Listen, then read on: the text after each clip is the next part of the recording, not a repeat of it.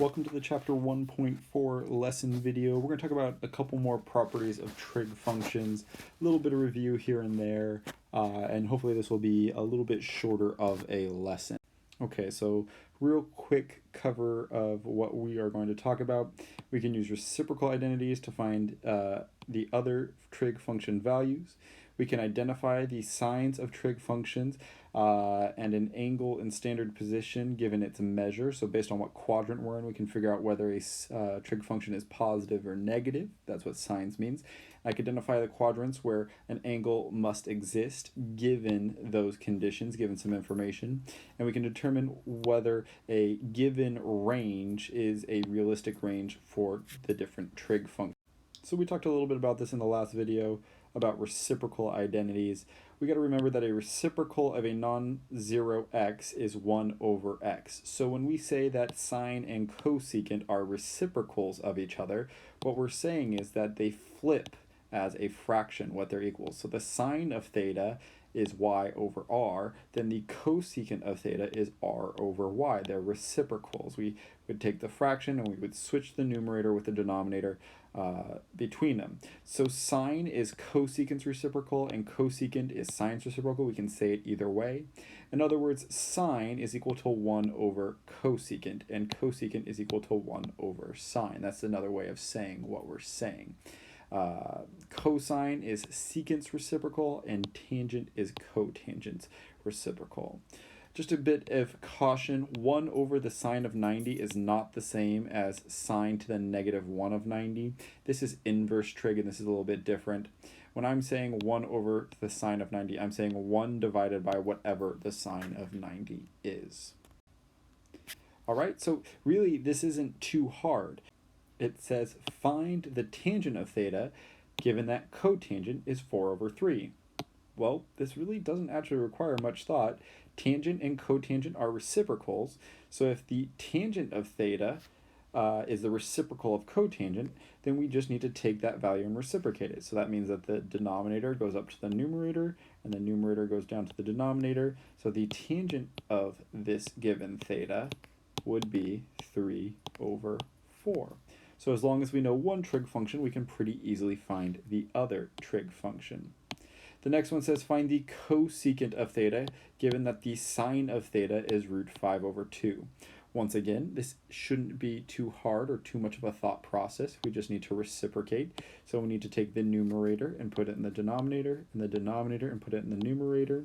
So we get that the cosecant of theta is 2 over root 5. But we can't leave a radical on the bottom, so we rationalize this to be 2 root 5 over 5. All right, moving on. Signs of trig functions. We talked about this a little bit last class. We talked about in quadrant 1, both x and y are positive in quadrant 1. X is negative and y is positive in quadrant 2.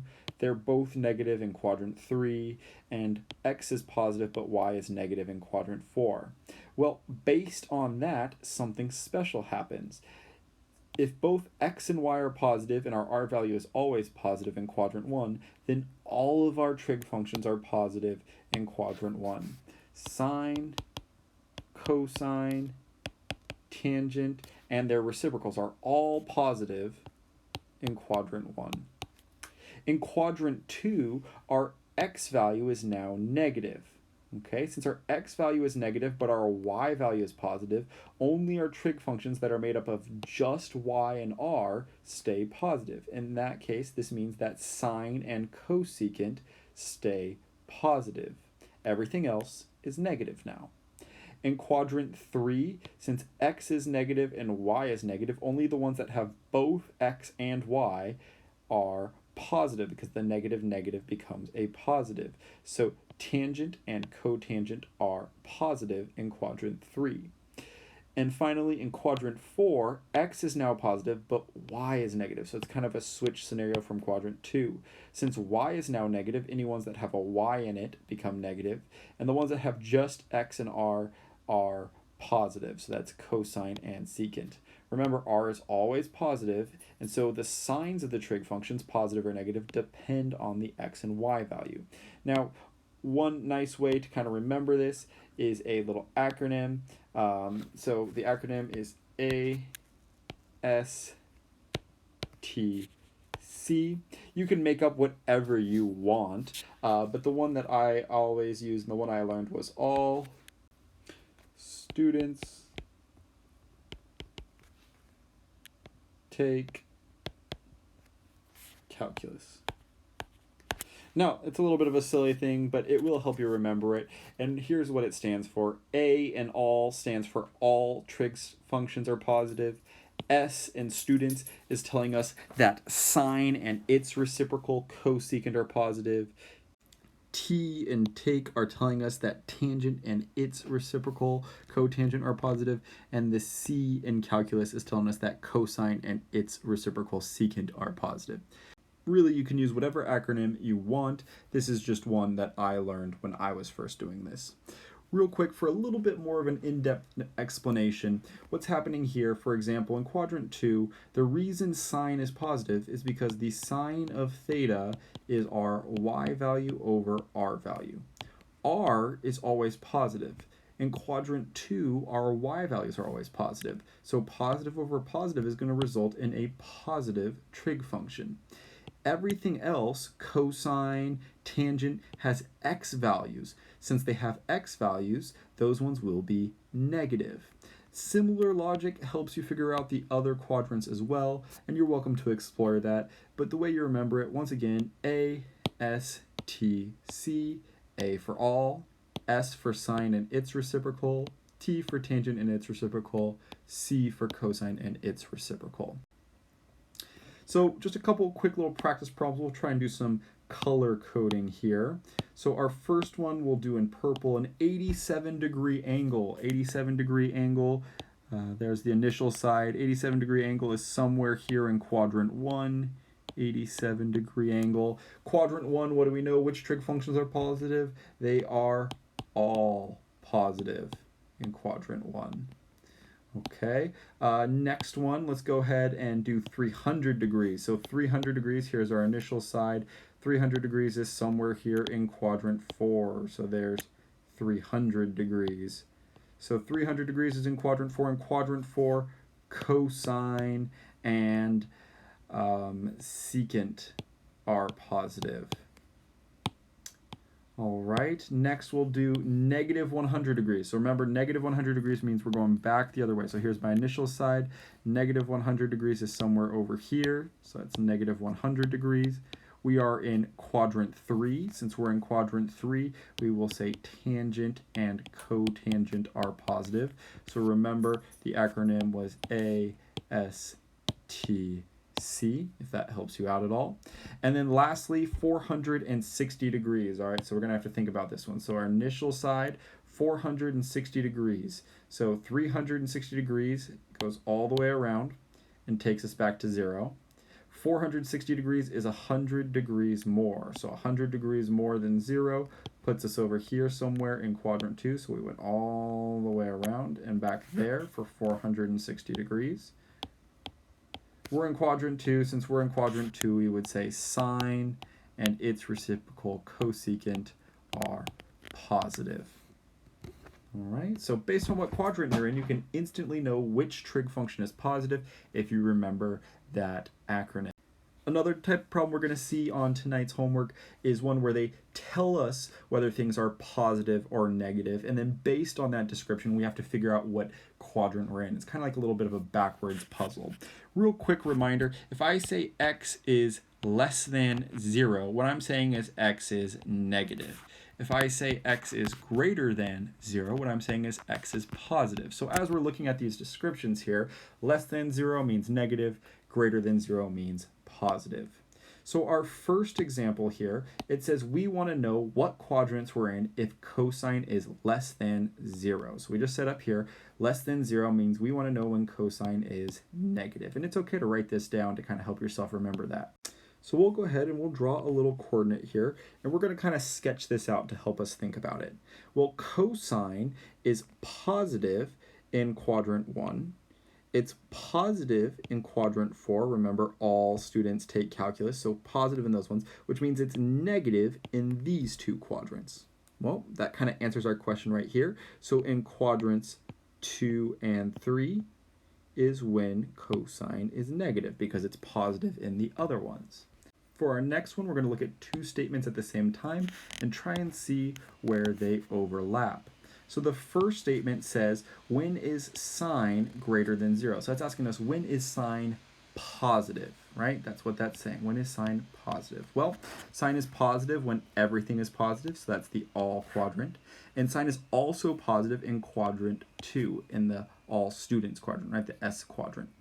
Then it also says, hey, when is tangent less than 0? That means when is tangent negative? All right, well, we can kind of think about this. Tangent is positive in the all quadrant, and tangent is also positive down here. If these are the quadrants where tangent is positive, then that means it has to be negative in the other quadrants.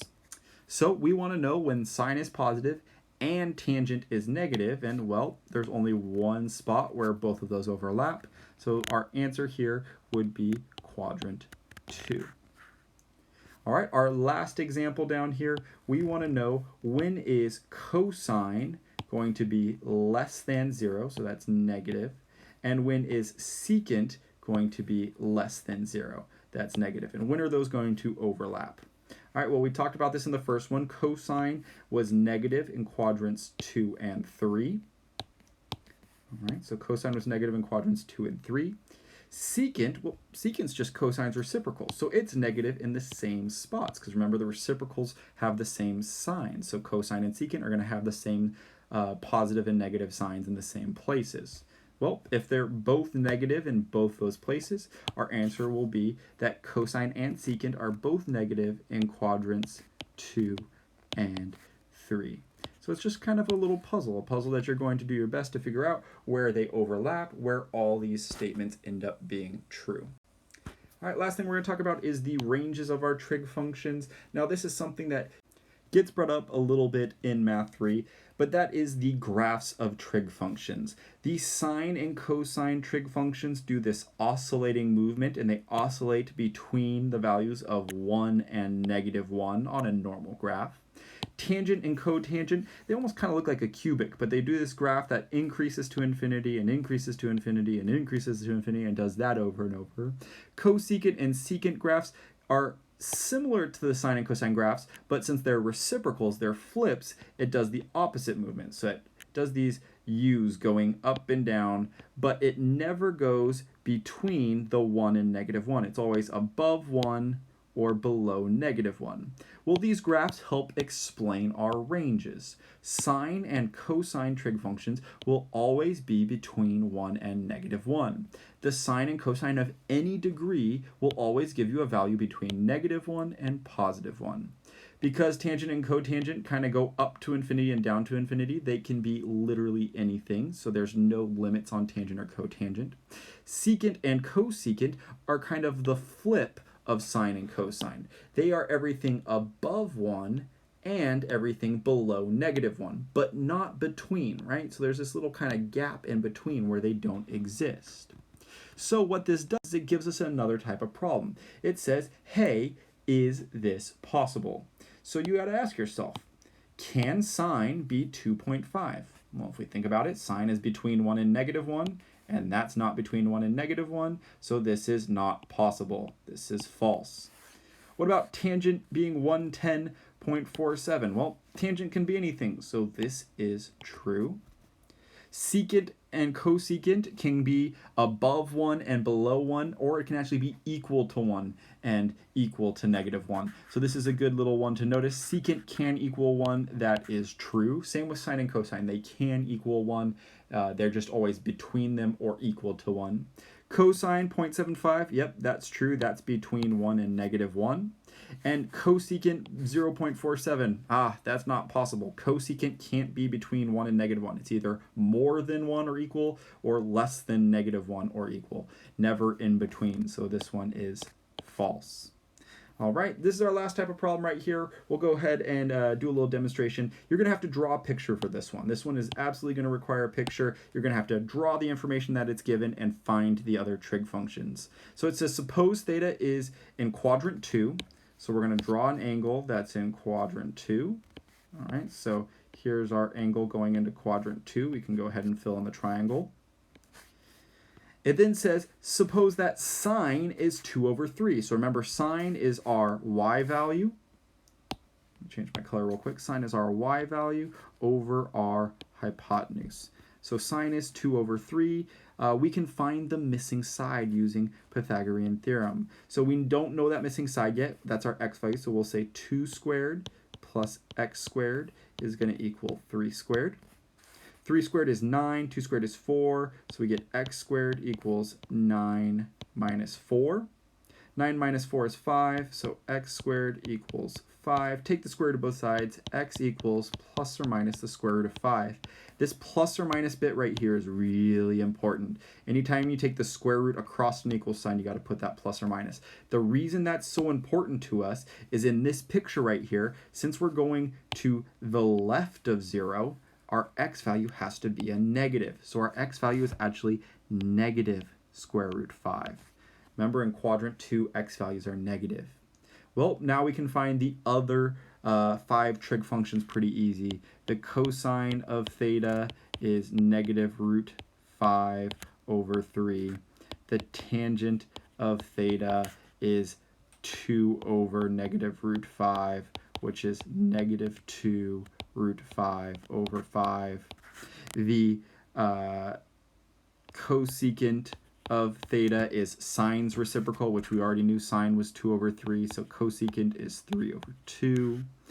The secant is cosine's reciprocal, so that's negative 3 over root 5, which is just negative 3 root 5 over 5. And cotangent is tangent's reciprocal, so we're going to take that 2 over negative root 5 and flip it to be negative root 5 over 2. All right, so that'll take a little more practice. I'll make sure we go over one like that in class. But I think you should be able to maybe watch this a couple more times if you need some help with it. But you should be able to get started on the assignment. If you have any questions, please feel free to reach out to me over Remind or email. Otherwise, I will see you in our next live session, and I hope you have a great day.